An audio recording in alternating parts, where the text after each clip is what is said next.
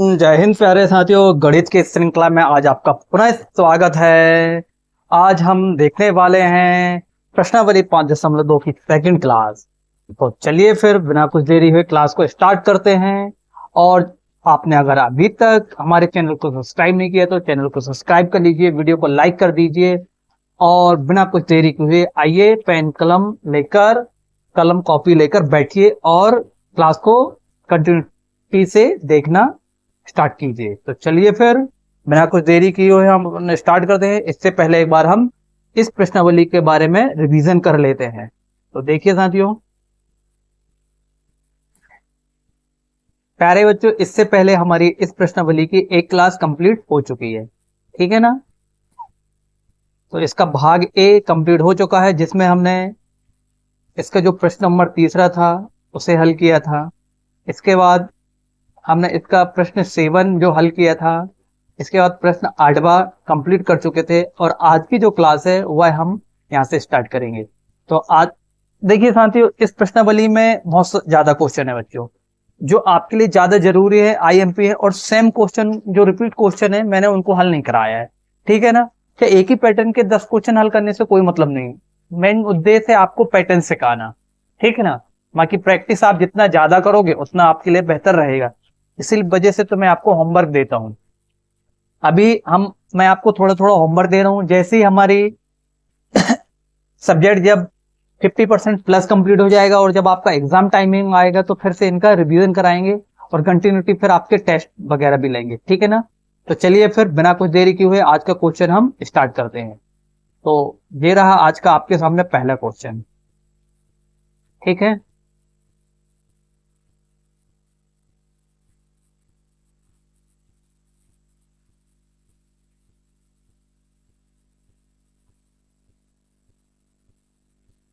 अब बिना कुछ देरी की हुए सबसे पहले तो हम आपके सामने क्वेश्चन पढ़ देते हैं। इससे पहले देखिए 8वां क्वेश्चन तक हमने हल कर चुके थे बच्चों। तो जो इसका 9वां क्वेश्चन है उसके बारे में मैं आपको बता देता हूं। आप चाहो तो कर सकते हो, वैसे 9वां क्वेश्चन छोड़ दीजिए बच्चों, रहने दीजिए, मत कीजिए।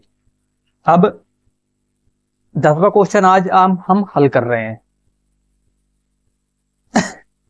क्वेश्चन क्या बोल रहा है उसे ध्यान से पढ़िए। क्वेश्चन कह रहा है प्रश्न 10 कि किसी समांतर श्रेणी का 17वां पद उसके 10वें पद से 7 अधिक है। तो आप क्या ज्ञात कीजिए, सर्वांतर ज्ञात कीजिए, ठीक है ना बच्चों। तो हमें 17वां पद दिया है और 10वां पद दिया और दोनों का अंतर क्या है, 7 है। अब एक चीज यहां पर याद रखिए, जब अपन हल करेंगे, अभी तक मैंने वीडियो में कल क्लास के बाद मैंने वीडियो को एक बार रिवीजन किया दोस्तों। तो मैंने देखा कि आपको थोड़ा सा साइड में चीजें कट जाती हैं। तो भले अपन 2 बार 3 बार कर लेंगे, पर मैं एक बार क्या करूंगा, एकदम सेंटर में लिखूंगा, ठीक है ना। भले आप दोबारा में क्वेश्चन को हम 2 स्लाइड में लेके हल कर लेंगे, क्या समझ रहे हैं ना आप। पर क्या की चीजें कटनी नहीं चाहिए, आपको स्पष्ट दिखनी चाहिए। मैं एकदम सेंटर पे लिख रहा हूँ ताकि आपको हल कटा छटा ना दिखे, ठीक है ना। तो हम क्या बोलेंगे कि भैया 10वां पद मतलब A10। तो A10 को क्या बोल सकते हैं बच्चों, अपन A प्लस 9D बोल सकते हैं, ठीक है। इसे हम मान लेते हैं समीकरण नंबर 1, ठीक है ना। और दूसरा क्या मान सकते हैं, A7, वो A17 17। तो इसका मान कितना हो जाएगा बच्चों, A प्लस 16D बराबर समीकरण नंबर 2। अब प्रश्न अनुसार ध्यान से देखिए, प्रश्नानुसार जब हम इसे हल करेंगे तो ये क्या हो जाएगा, देखो जो 17वां पद है वो 10वें पद से कितना अधिक है, 7 अधिक है। तो आप इसे क्या लिख सकते हैं बच्चों, A plus 16D minus A plus 9D, ठीक है ना। हो जाएगा बराबर कितना है, 7। तो जब हम इसे आगे हल करेंगे तो A plus 16D minus A minus 9D बराबर 7। क्लियर, समझ में आ गया इतना। तो देखिए ए से ए कैंसिल, तो इसका आगे क्या बच जाएगा बच्चों, 16 में से 9 जाएगा तो 7, डी बराबर 7।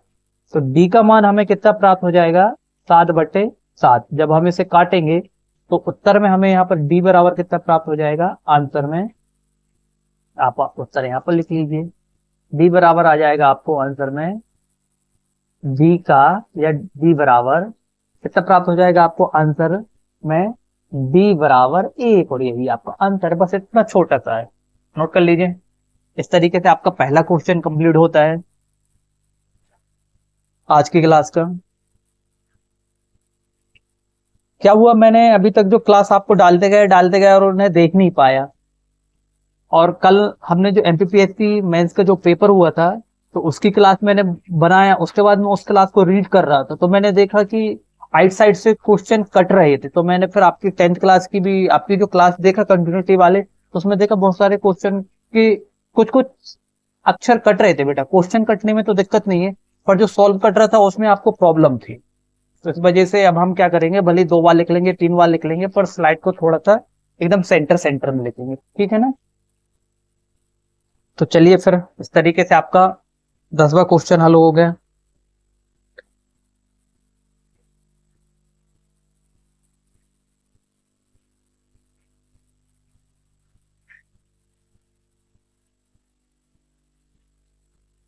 नोट कर लिए।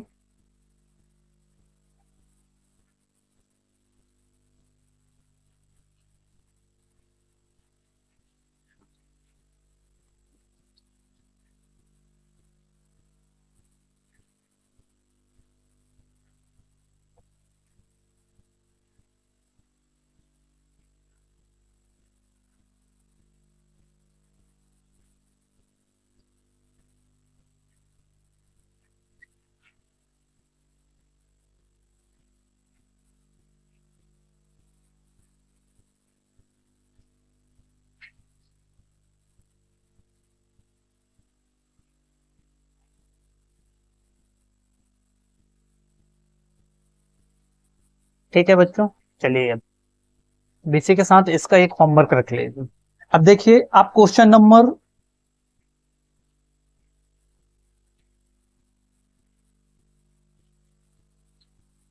12 देखिए, क्वेश्चन नंबर 12 सेम इसी प्रकार से है बच्चों। तो आपके लिए जो क्वेश्चन नंबर 12 क्या रहा, होमवर्क। मैं सेम क्वेश्चनों को नहीं कराऊंगा, ठीक है ना, पर आपको बताते जाऊंगा कि कौन सा क्वेश्चन किस पैटर्न से हल होगा। तो क्वेश्चन नंबर 12 आपके लिए क्या रहा, होमवर्क, इसे आपको हल करना है, ठीक है ना। इसके बाद हम चलते हैं नेक्स्ट क्वेश्चन पर। अब आप क्वेश्चन नंबर 11 देखिए।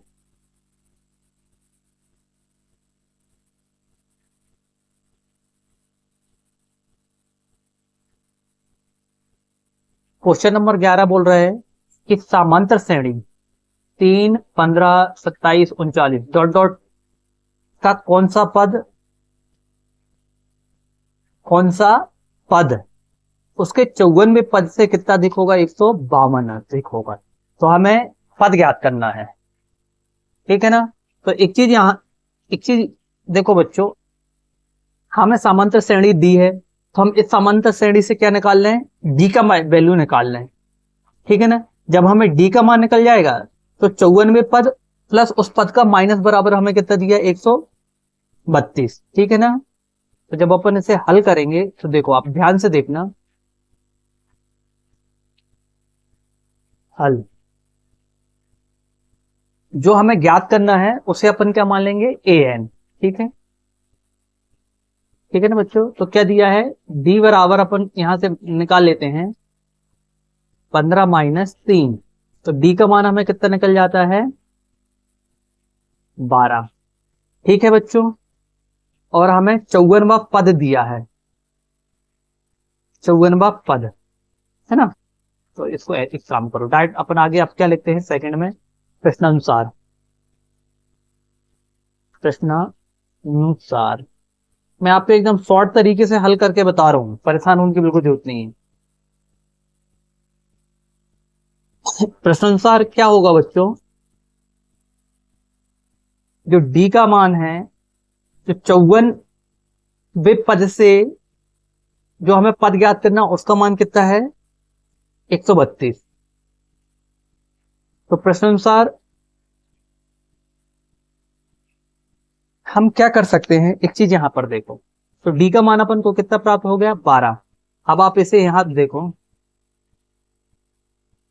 हमें जो दिया है, मतलब हमें जो ज्ञात करना है, तो कौन सा पद इन क्या बन, -54 पद से कितना अधिक होगा, 100 अधिक, कितना होगा 100, बोल रहा है वो 72 अधिक होगा। तो अपन डी का मान कितना मान सकते हैं बच्चों, डी बराबर क्या, इसका 54वें पद का मान क्या लिख सकते हैं, ए कोष्टक में ए प्लस 53 डी मान सकते हैं बच्चों, बराबर कितना है 132। लिख लिए। अब इसे हल कर लें। तो यहां से हमें देखो, अब ए का मान दिया है, ठीक है ना।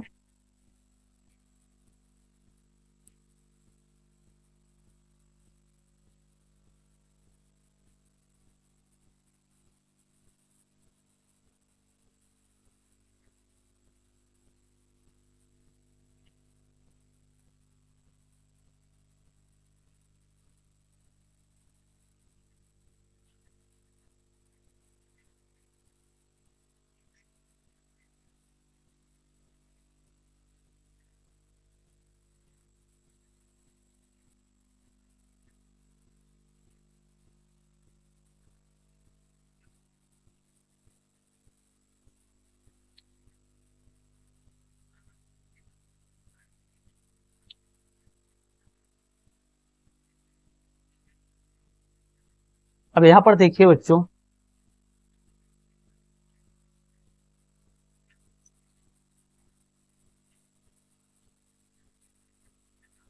अब दोनों में डी का अंतर बोल रहा है जी, दोनों पद के बीच में डी का अंतर कितना है, 152। अपन इसे दूसरे तरीके से करते हैं, देखो ऐसे नहीं, अपन कैसे करते हैं प्रश्न अनुसार,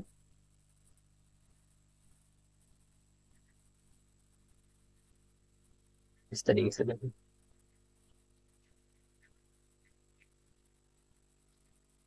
दोनों पदों के बीच डी का अंतर, दोनों पदों के बीच डी का अंतर कितना है बच्चों, अपन को 54वां पद भी ज्ञात नहीं करना, कितना है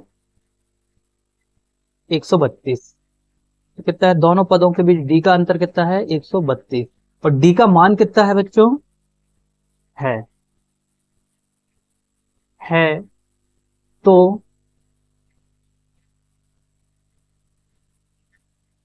क्या बोल सकते हैं अपन,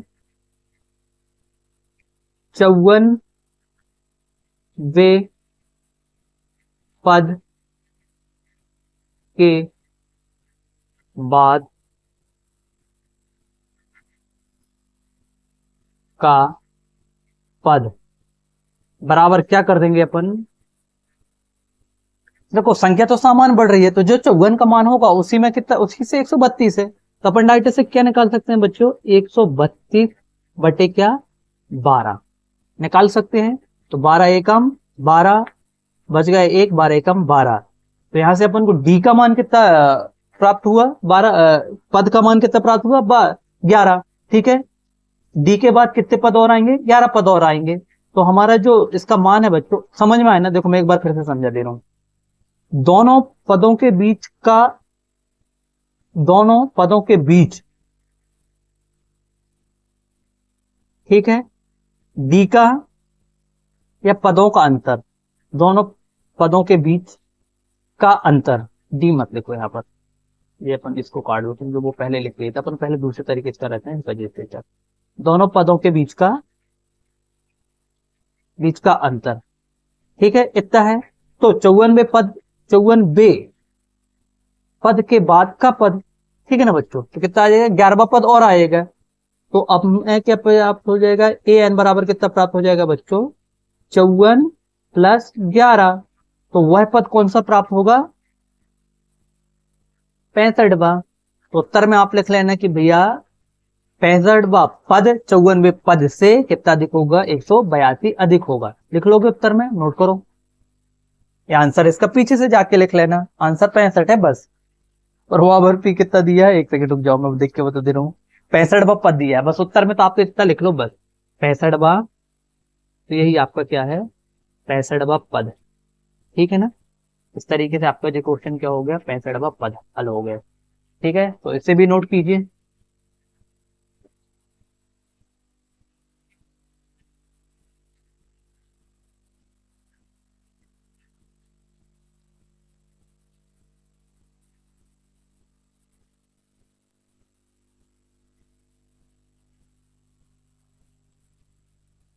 जल्दी नोट करो बच्चों।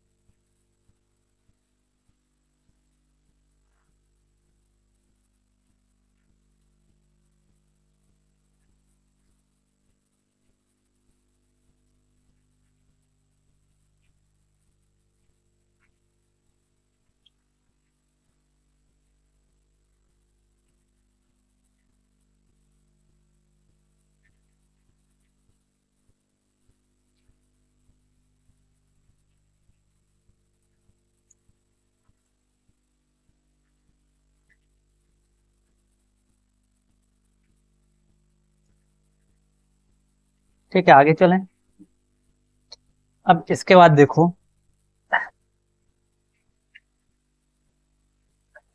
नोट कर लिए होगे। अब देखो बच्चों,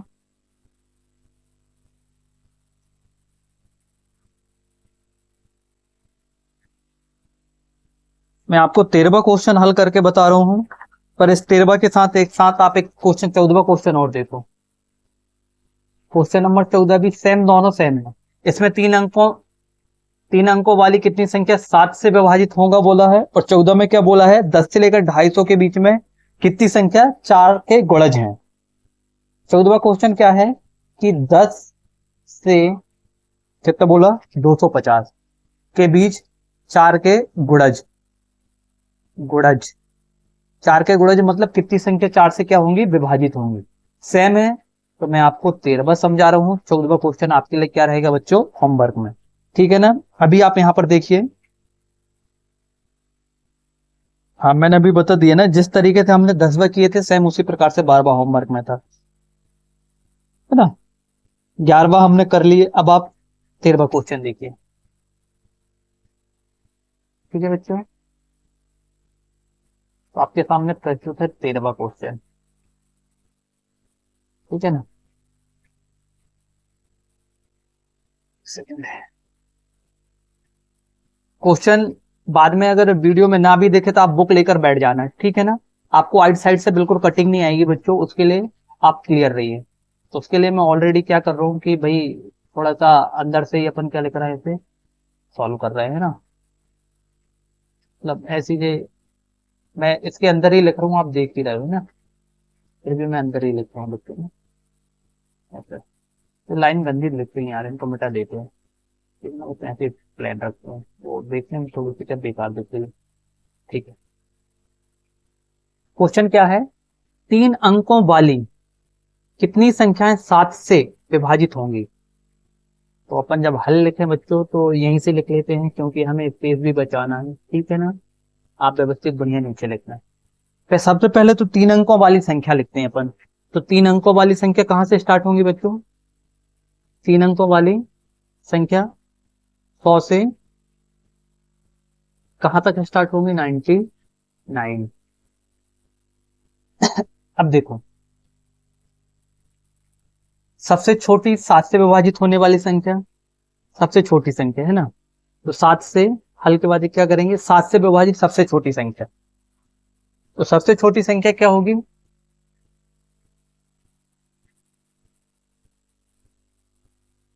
तो पहली संख्या, पहली संख्या क्या होगी बच्चों, इसकी पहली संख्या, पहली संख्या क्या होगी, तो 14 7 से कितना होता है 98, है ना, और 15, अब इसके बाद देखो 98 होता है, फिर इसके बाद 15 7 105, तो पहली संख्या क्या होगी बच्चों 105 होगी। अब इसके बाद इसमें 7 जोड़ दो कितनी आ जाएगी 112, है ना, फिर इसी प्रकार से अपन इसमें फिर 7 जोड़ेंगे तो कितना आ जाएगा बच्चों 115, सॉरी क्या लिख दिया मैंने, 119, ऐसे डॉट डॉट डॉट। अब आप इसे भाग करो 7 से, मैं यहाँ पर करके बता दे रहा हूँ, आप बाद में रफ में मिटा देना, है ना, नोट करना नहीं है आपको, सिर्फ यहाँ पर देखो,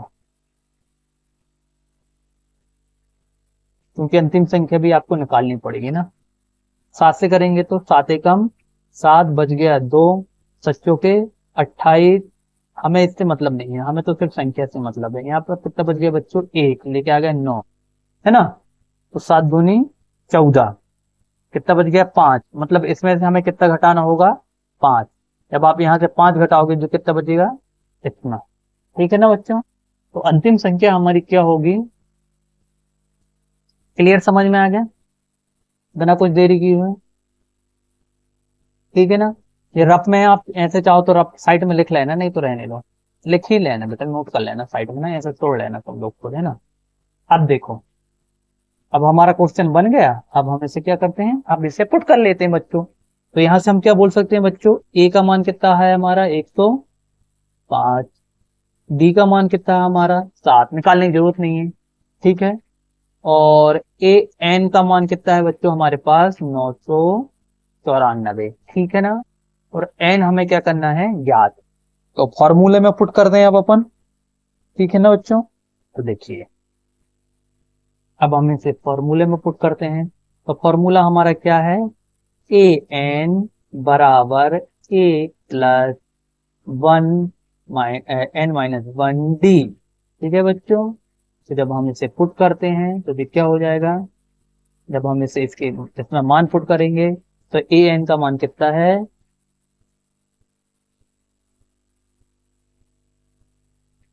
इसका मान कितना है बच्चों 994, ए का मान कितना है 105, प्लस एन का मान हमें ज्ञात करना है -1 7। तो आगे देखो अब आप, तो कितना हो जाएगा 105 धन 7n -7, ठीक है ना बच्चों। तो इसके बाद हम इसका दूसरा स्टेप हल करें तो ये कितना हो जाएगा बच्चों, यहीं पर एक स्टेप और देख लो, 100 सॉरी माइनस होगा ना बच्चों, 105 में से 7 जाएगा कितना बच जाएगा 98 प्लस 7n, यहाँ पर कितना आ जाएगा 954, ठीक है ना। अब इसके बाद हम यहाँ पर हल करें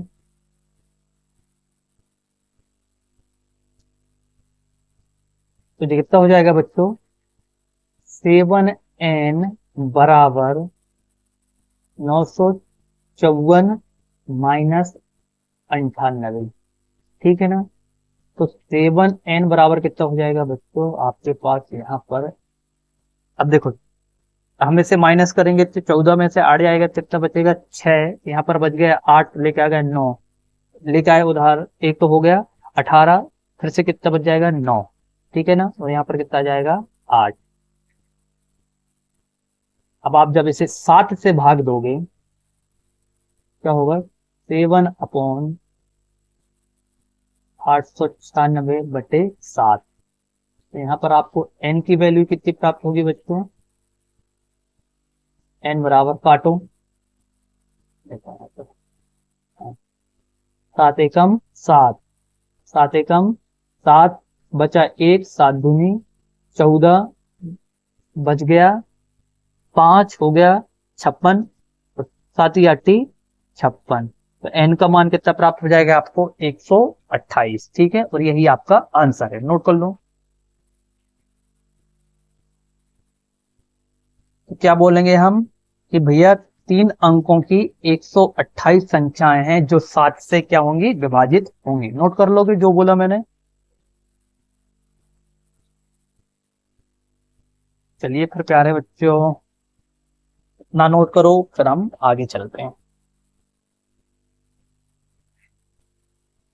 जल्दी नोट करो।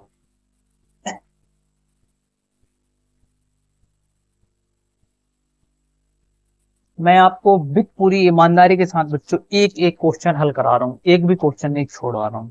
तो ठीक है, आप भी पूरी नैतिकता और पूरी ईमानदारी से एक एक क्वेश्चन हल करना।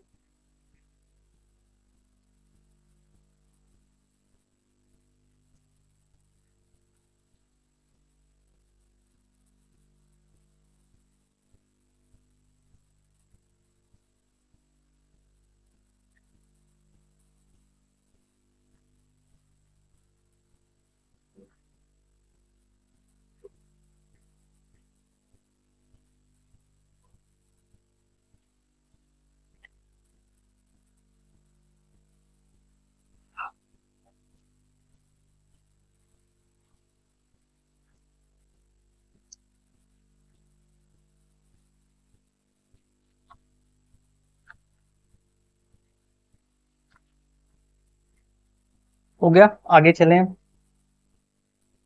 ठीक है ना।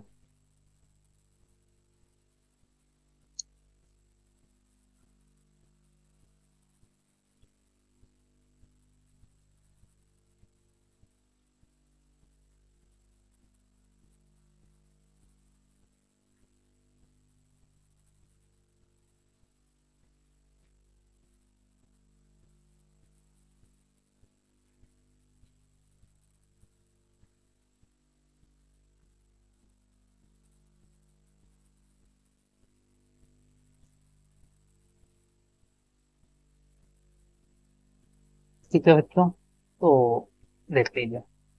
अब हमें इसे किसके सामान करना है, मैं पहले ही बता चुका हूँ। ठीक है ना बच्चों। तो जैसा अभी हमने क्वेश्चन नंबर 13 किए, सेम उसी प्रकार से इसे भी हल करना है। तो जी आपके लिए क्या है, होमवर्क। ठीक है,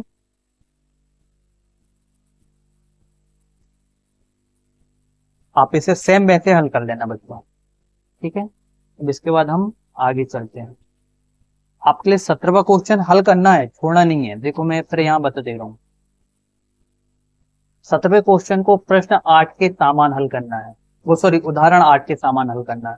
मैं आपको उदाहरण क्यों हल कराता हूँ उसका रीजन समझ लिए, क्योंकि बेटा सरल प्रकार से बता देता हूँ। सेम पैटर्न का क्वेश्चन को आप कर लीजिए। अब आपको लगता होगा सर उदाहरण तो हम खुद लिख लेते हैं, उदाहरण आप खुद हल कर लेते हो, परंतु जो बुक में हल है और मैंने जो सरल तरीके से हल कराया था उसमें अंतर आपने देख लिए। अब मैं 17वां क्वेश्चन ना हल करा कर आपको ठीक उसी प्रकार से बता दूं ना, ठीक है, समझ में आए। उदाहरण हल कराने के जे औचित्य रहता है, बाकी और कुछ औचित्य नहीं रहता है कि आप तो भाई उदाहरण तो हम खुद हल कर सकते हैं। नहीं बेटा, मेन चीज यहाँ पर पैटर्न की कहानी है। नहीं तो जो क्वेश्चन मैं अभी आपको हल करा रहा हूँ वो तो आपको गाइड में भी हल है ना। आप मुझे सिर्फ एक चीज जी बताओ कि आपको टीचर की क्यों जरूरत है।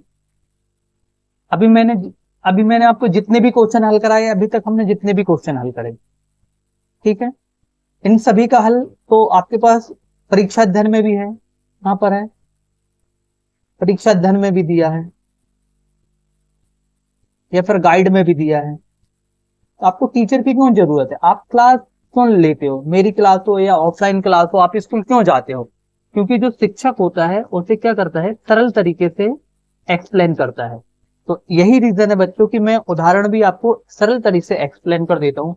और जो सेम क्वेश्चन रहते हैं उसे हम क्या बोल देते हैं कि आप भैया बुक से कर लीजिए, समझ में आ रहा है ना। हमारा कराने को उद्देश्य ये नहीं है कि भैया उदाहरण तो हम, आप देखते हो मैं सेम हुबहू तो उदाहरण भी नहीं उतरवाता हूँ ना। वो क्लियर समझ में आ गया? तो जाइए, जितने अभी आपको होमवर्क मिले हैं आप उनको हल कीजिए। इसके बाद आज हमारा, आज इसका लास्ट क्वेश्चन है, ठीक है, आज का हमारा, है ना। तो मैं एक बार आपको क्वेश्चन पढ़ देता हूँ, तो इसके बाद अपन इसे क्या करेंगे बच्चों, हल करेंगे, ठीक है ना। तो देखिए, साफ सुथरे तरीके से इस क्वेश्चन को भी हम हल करते हैं, ठीक है ना।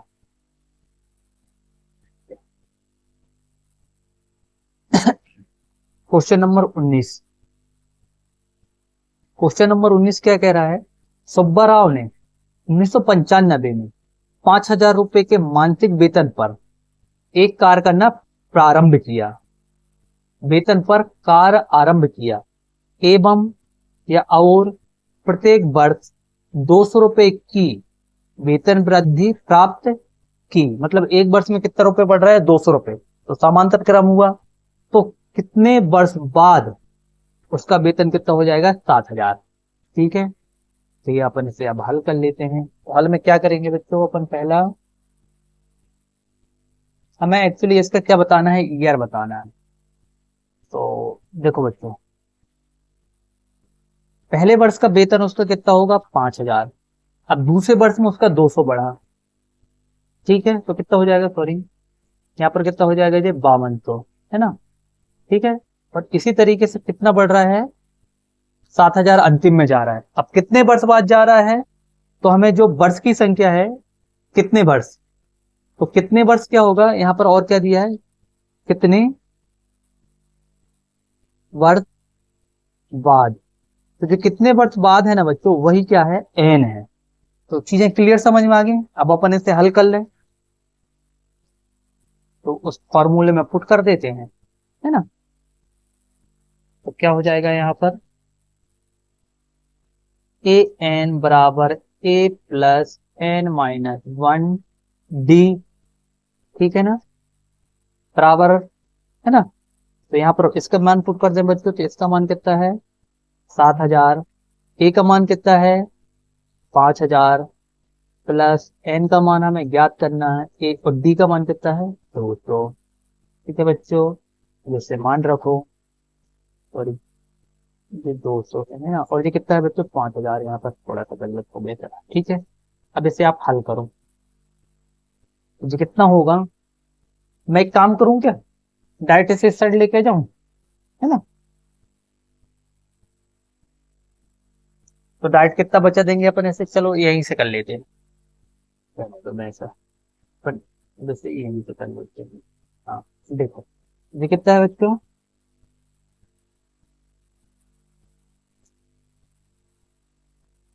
7,000,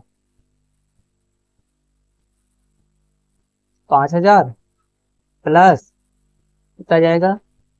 200 n माइनस 200। अब जी कितना बचेगा? नेक्स्ट स्टेप में क्या बचेगा बच्चों जी? 7,500, सॉरी, बराबर अपन इससे अब घटाएंगे ना बच्चों, तो ये कितना बच जाएगा?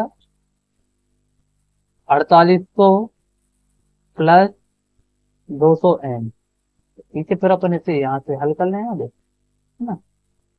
तो ये कितना होगा भैया, अपन इसे क्या बोल सकते हैं कि 200 n बराबर 7,000 माइनस 4,800।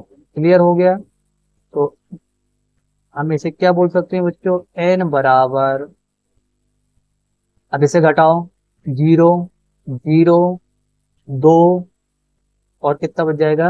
2। ठीक है ना।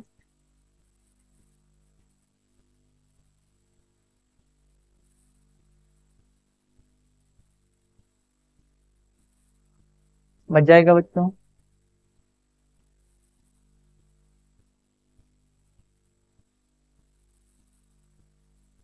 इस तरीके से जब हम इसे आगे हल करेंगे, जब हम इसे काटेंगे बच्चों, तो ये क्या बचेगा हमारा, 2 नीचे आ जाएगा। ठीक है ना।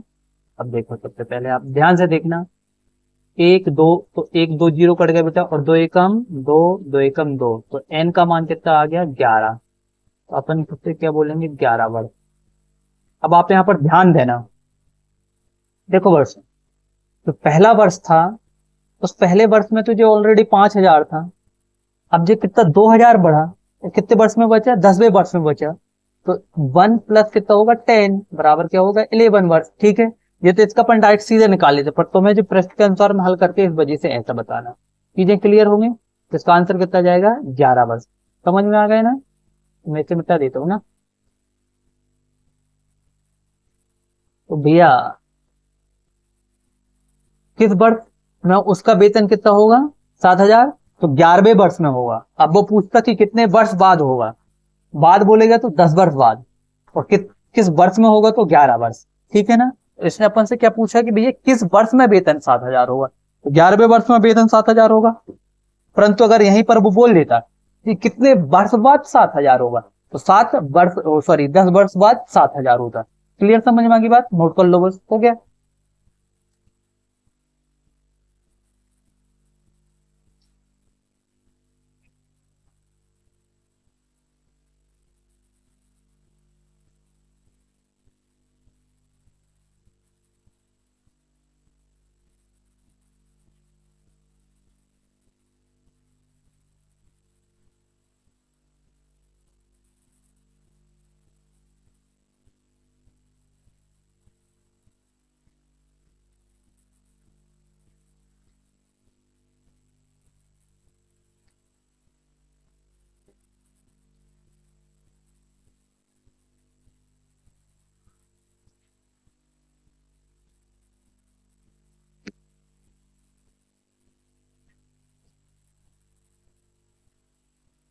तो नोट कर लिए होंगे आपने। ठीक है बच्चों, देखिए अब अपन आगे चलते। तो इस प्रकार से बच्चों हमारी यह प्रश्नावली क्या होती है, समाप्त। आपने देख लिए। तो इस तरीके से हमारा 5.2 क्या होता है बच्चों, समाप्त होता है। आपको जो होमवर्क में क्वेश्चन दिए गए हैं बच्चों, उन्हें आप ईमानदारी से हल कीजिए। मैं आपको फिर पुनः बार बार समझा रहा हूं, आप लापरवाही करोगे तो इसमें सिर्फ आपका नुकसान है, मेरा कुछ घाटा नहीं है, ना आपके माँ बाप का, ना किसी और का घाटा है। सिर्फ आपको प्रॉब्लम किसे होगी, आपको प्रॉब्लम होगी, आपको स्वयं को, किसी और को कोई प्रॉब्लम नहीं होगी। तो आपको जो होमवर्क दिया जाता है ईमानदारी से हल कीजिए। ठीक है ना। तो क्योंकि सक्सेस का एक ही फॉर्मूला है, क्या, प्रैक्टिस। बिना प्रैक्टिस के गणित आपको नहीं आएगी, गणित का कोई भी सब्जेक्ट नहीं आएगा बच्चों। आप हिंदी इंग्लिश अदर कोई भी सब्जेक्ट याद करो तो उसे भी तो बार बार रटते हो ना, परंतु गणित में क्या, प्रैक्टिस। अभी इसे रटना नहीं होता है, इसे पैटर्न समझना होता है। गणित का आप पैटर्न समझ लो तो आप खुद हल कर लोगे। तो ठीक है, जो इसी वजह से आपने देखो गणित में सबसे ज्यादा क्वेश्चन हम में लिए जाते हैं। ठीक है, तो चलिए फिर आज की क्लास कैसी रही, कमेंट पे जाकर कमेंट करके बताइए कितनी हेल्पफुल रही आपके लिए, आपने आज क्या कुछ नया सीखा। और जो बच्चे नए हैं तो वो जाइए और पुरानी वीडियो को एक तरफ से देखिए, ताकि आपकी एकदम गणित में मजबूती हो। ठीक है ना बच्चों। और ये हमारा ऑनलाइन प्लेटफॉर्म है, इस पर आपको अन्य सुविधाएं भी मिलती हैं। ठीक है ना। ये हमसे जुड़ने का माध्यम है बच्चों, ये हमारा कॉन्टेक्ट नंबर है, आप यहाँ से हमसे डायरेक्ट कॉन्टेक्ट कर सकते हैं। जो टेलीग्राम चैनल की लिंक है, इसके माध्यम से आप पीडीएफ प्राप्त कर सकते हो। आपने अगर अभी तक वीडियो को साथियों इतना देखने के बाद, समझने के बाद, अगर आपने अभी तक वीडियो को लाइक नहीं किया तो वीडियो को लाइक कीजिए, अपने दोस्तों के पास शेयर कीजिए, और वीडियो को अगर आपने सब्सक्राइब नहीं किया तो वीडियो को सब्सक्राइब कर लीजिए। साथियों सब्सक्राइब करने से आपको सबसे पहले ज्यादा बेनिफिट ये रहता है कि वीडियो की नोटिफिकेशन आपके पास ऊपर ही आ जाता है, आपको वीडियो सर्च करने की जरूरत नहीं पड़ती है। ठीक है ना। और इससे हमें मोटिवेशन भी मिलता है। तो चलिए फिर मिलते हैं नेक्स्ट क्लास में। आशा करते हैं कि आप हमारे द्वारा दिए गए निर्देशों को फॉलो करोगे, होमवर्क करोगे और अपनी सफलता को सुनिश्चित करोगे। इन्हीं शुभकामनाओं के साथ लेते हैं आपसे विदा। जय हिंद, जय भारत।